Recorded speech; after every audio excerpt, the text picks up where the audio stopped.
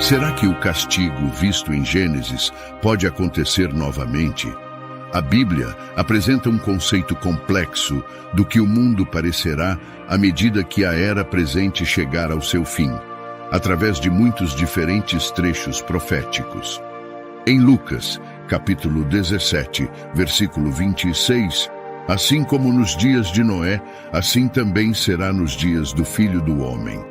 Isso reúne vários eventos e tendências significativos que, em combinação, tornarão os dias imediatamente antes do fim da era presente um período especial e incomum da história humana.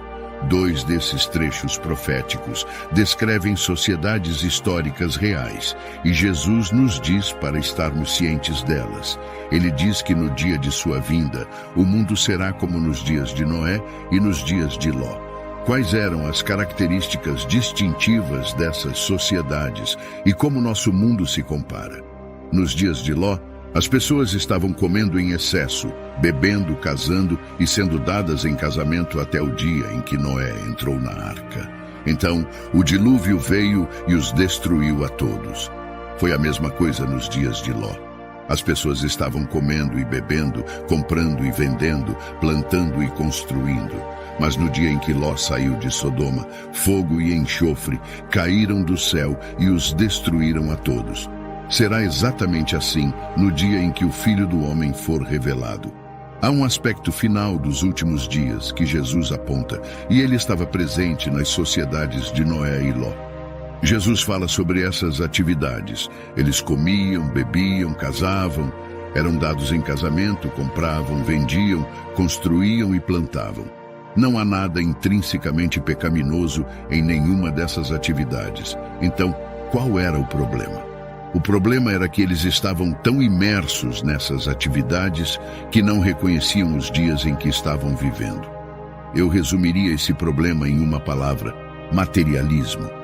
Eles estavam tão imersos no material que não tinham mais entendimento ou alerta para o espiritual e o eterno. A característica final dos dias de Noé e Ló era, portanto, o materialismo. Quanto materialismo existe no mundo hoje? Eu diria que a civilização hoje está praticamente inundada por ele e, de modo algum, está excluída da igreja. Há muitos cristãos professos que são tão materialistas em seus corações quanto os incrédulos. Talvez sejam um pouco menos demonstrativos sobre isso, talvez não seja tão aparente em seus estilos de vida, mas estão absorvidos pelo materialismo. Jesus nos advertiu que se formos sugados para o abismo do materialismo, não estaremos prontos quando ele vier. Estaremos na mesma categoria que as pessoas dos dias de Noé e Ló. O relato paralelo em Lucas, capítulo 17, versículo 26, dá esse aviso. Assim como nos dias de Noé, assim também será nos dias do Filho do Homem. Portanto, para compreender os dias antes do retorno de Jesus, precisamos descobrir como eram os dias de Noé. Para uma descrição desses dias, examinaremos o livro de Gênesis para os elementos essenciais. No lado positivo, há um aviso para a sobrevivência. Apresentamos os elementos malignos que estavam evidentes nos dias de Noé e Ló.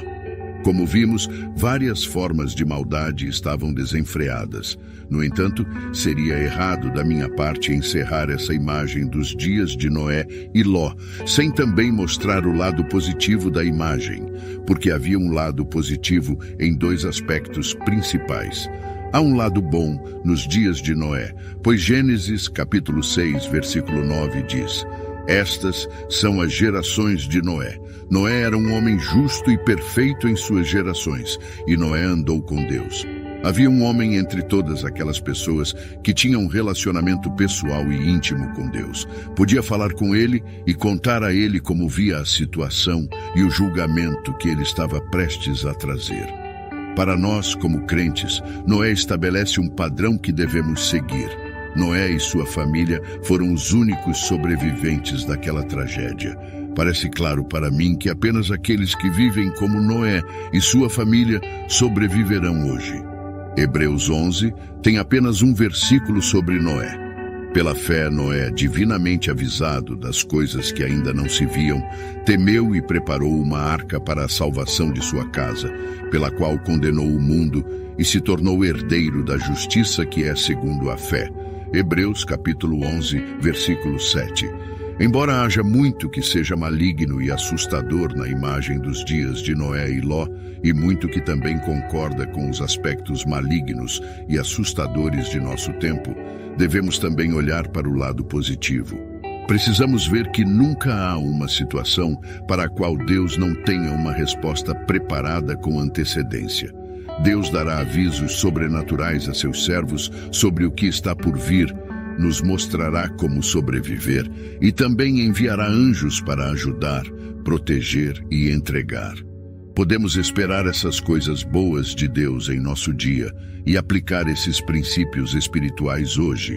Efésios capítulo 6, versículo 12.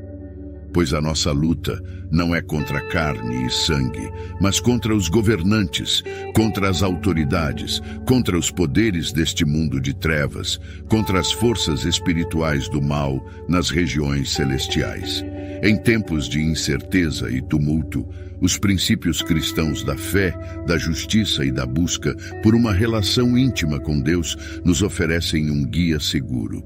Assim como Noé encontrou graça aos olhos do Senhor, somos lembrados de que, apesar das tentações do materialismo e da decadência moral que nos rodeiam, a fé e a obediência a Deus nos capacitam a enfrentar os desafios com esperança e confiança. À medida que buscamos o reino de Deus e sua justiça, encontramos não apenas proteção divina, mas também a promessa de vida eterna. Temos que permanecer fiéis a esses princípios, preparados espiritualmente para os tempos vindouros e enraizados na graça que Deus nos oferece.